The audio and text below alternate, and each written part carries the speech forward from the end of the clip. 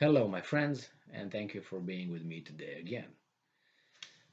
Today, I will discuss and analyze a few articles that came out in the US mainstream mass media. I read the articles, so I will just analyze uh, how they were written, and I will just analyze the hypocrisy on exposed by these articles. Actually, they're supposed to be serious articles. Probably this is gonna be a two videos. I'm gonna start first one, and I'm probably gonna flow into another one, next one. So I will start with NBC News, very important, not important, very well known mass media outlet, and its title goes like this: Stacey Abrams wades into school mask debate after maskless photo with children. Now, for some people who do not know who this Stacey Abrams is, she ran for a governor of the state of Georgia, and she lost, and then she never conceded. So she didn't agree that she lost the election. So she disagreed with the election, kind of like Donald Trump, right? And I think she's gonna run again for the position of governor in Georgia. So this Stacey Abrams, uh, this article was written by Alex Zeitwald and Blaine Alexander yesterday on the 8th of February 2022. So it's very interesting that the authors of the article are covering for Miss Abrams by pointing out the same thing Stacey Abrams' campaign uh, uh, points out to the fact that this was very quickly noticed by by these extreme people. Not that she was hypocritical, and I will tell you why, but how come you guys, you see, you observed, you noticed this already? So, Miss Abrams was pro mask mandates for children in school, and then she took a picture which depicts herself and some, I think, um, um, children, I don't know, maybe in an elementary school behind her and around her with masks on. So she's without, and the law, the regulation, the mandates are for you guys, but not for me. That reminds me of the communists. They did the same thing in Europe, Eastern Europe. There are rules for all of us, but some people were more equal than the other ones. You remember, like George Orwell's Animal Farm. That rings a big bell. So instead of Miss Abrams coming out and say, you know what, guys, you caught me. I'm a hypocrite. I'm sorry. Um, that tells me what I am and how I act and how I behave. Then I'm sorry, and she should be tarred and feathered and kicked out of the city. Instead, that would be a healthy culture and civilization. That, by those standards, with truth, justice, and objectivity and quality and all that self-improvement and blah blah blah. Now we have um, equity and equality and you know, empathy and all these fuzzy feelings that lead our society to. So instead of saying that, obviously, she says, no, you guys, it's your fault because you noticed it. So you are the extremist. You are the bad guys. It's like you catch someone in in an illegal act, a crime, and that guy says, hey, what are you looking at? You guys, you are the problems. You are the problem. You are the extremist. You are the guys who just waited to catch me somehow stealing, which I am. So diverting that's very cheap, but it worked, and it works with certain level of the society and certain people who will still vote for this person and probably will think the same way she did. Like, what the hell? Look at you. They will not go to the main idea and main problem. They will just use a fallacy and go to, oh my God, you see, I'm going to go, officer, I'm not going to talk to you today. You stopped me speeding, but I'm not going to talk to you because you know what? You have a stain on your shirt. So, bye bye. Well, it doesn't work like that in a normal society. But since this is not a normal society anymore, these people can say that. So that's with that. Let's move to the second article I have saved here. And this article comes from Monday, February 7th, and it comes from Los Angeles Times, and the author is Kent Nishimura, all right, who covers the German Chancellor Olaf Scholz visit to White House. And after he spoke for about 2 minutes, because after 2 minutes Biden fell asleep, about nothing, because Biden can't keep track. We know that, it's just a fact. They came and have a press conference, and this press conference, those um, White House press media, whatever corps, they came and asked questions, very serious questions on this guy, the Chancellor of Germany. They would not ask the other guy because the other guy is incapable of answering. So the title is here. Uh, uh, they ask certain questions, and then at one point, President Biden, our president, says this: Biden vows to end German-Russian gas pipeline if Ukraine is invaded. Okay, all right. Let's analyze the situation. Biden, United States, right here. Germany, right here. Russia, right here. Ukraine, right here. So these guys here, they have some conventions signed, economic cooperation convention.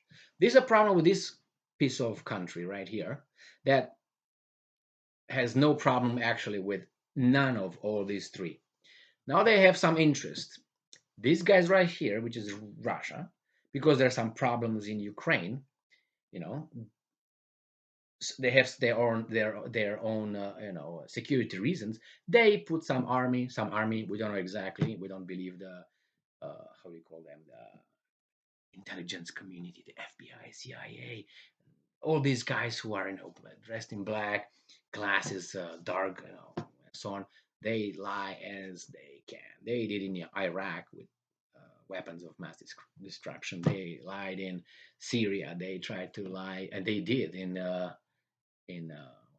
with Gaddafi in Libya and so on. So nobody believes them unless you're a retard and you were born yesterday. You believe this intelligence, uh, American intelligence community.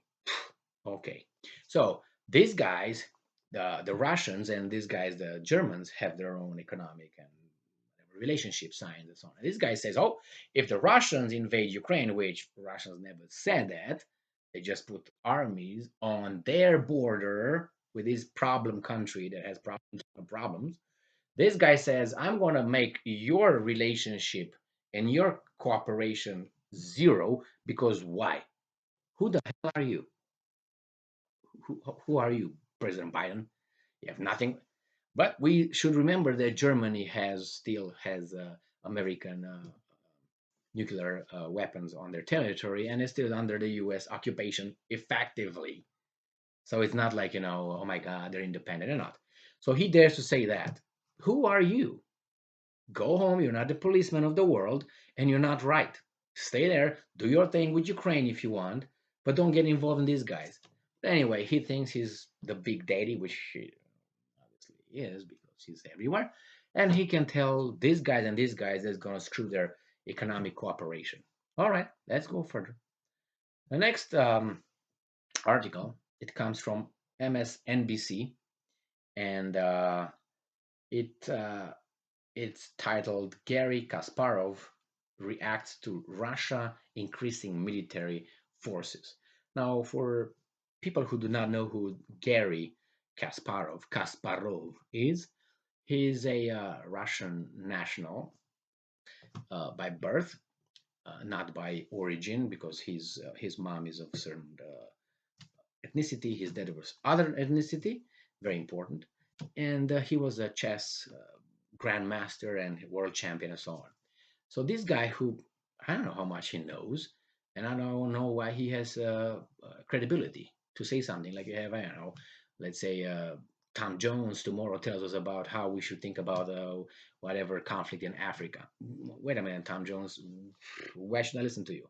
Well, I listen to you to a certain extent, but if I see that you're just a cuckoo head and airhead, you don't have any credentials in any way. So even if I try to take you seriously, Kasparov, I have no reason because you are in the pockets of certain interests. Uh, just look around and see whose interest. So this guy says about reacts, and this Kasparov, he was in the U.S. mass media portrayed and used as like, oh look, even this important person says about Putin. He doesn't know about that. I listened to whatever he had to say, and it's just propaganda. It's just general interpretations. Like I'm telling you, we should do the right thing. Bad people should be punished. He's a dictator. He's perfect. But I don't bring any arguments and evidence to support my claims. So that's the level of this guy, Kasparov. He makes claims, but when he's about to support his claims with facts, and yeah, facts, oh my God, they get in the way. So, with facts and evidence, he's never asked because there's no, it's just interpretations, however we want to interpret stuff. But he's taken seriously and put in front of us like, oh my God, this grandmaster, he's talking to us. I don't give a damn. Anyway, next one. It comes from BBC. Oh my God, that state-owned mass media. So we have Russia Today. Oh my God, it's a Kremlin's media outlet, and they lie. Oh my God. Okay, but BBC is what? Government owned, a state-owned, lying media outlet. Lying, lying, lying. Go as I pointed out before. Go and see how they reported the drop of the atomic bombs on Hiroshima and Nagasaki in 1945, and you will realize that they lied since then. So their credibility is they're a little bit smarter, and they have a British accent, which make them a little bit more appealing for certain groups of the society in the Western countries, and but they are lying like everybody else, and they have this credibility.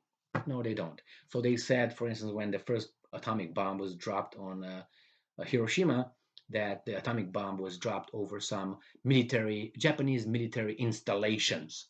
Now we know it was dropped right in the downtown on the dome. Remember the dome that you can go and visit it. What military installations? That's just one, and there are recordings. I listened to those recordings, by the way, so I'm not talking just like Kasparov. So it says here that BBC, it is news. It says French President Macron has assurances that Russia will not escalate the conflict in blah, blah, blah.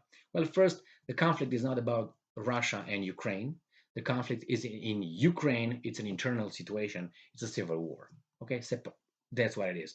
The Russians, it's at their border, and they just try not to have this war spill in their country. Like, for instance, let's say would be Mexico having some civil war over there. The United States will have tactically military installations and military along the border, so they don't allow these guys to spill over and get into United States. That's general military tactics. But you deal with people who have no idea about these kind of things, and oh my God, they put 100,000 people along the Ukrainian border, but on the Russian territory, which is perfectly legal. Like, why does my neighbor care if I put, I don't know, three, I don't know, bazookas in my room? What? They shouldn't even care about that. But anyway, it's only the Russians. And then Macron, who saw Putin, and they discuss and so on, he goes over there and he assures that Russia will not escalate. Russia is just reacting to whatever happens in Kiev. And if Kiev doesn't abide by the Minsk agreements, which they're supposed to follow because that's already international law, because it was voted and UN and National um, Assembly and all that they signed, they voted on, and they don't follow it. UN National Council.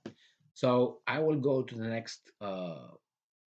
next recording after this because I have a few more mass media articles to discuss. Stay strong and stay smart. Bye bye. See you.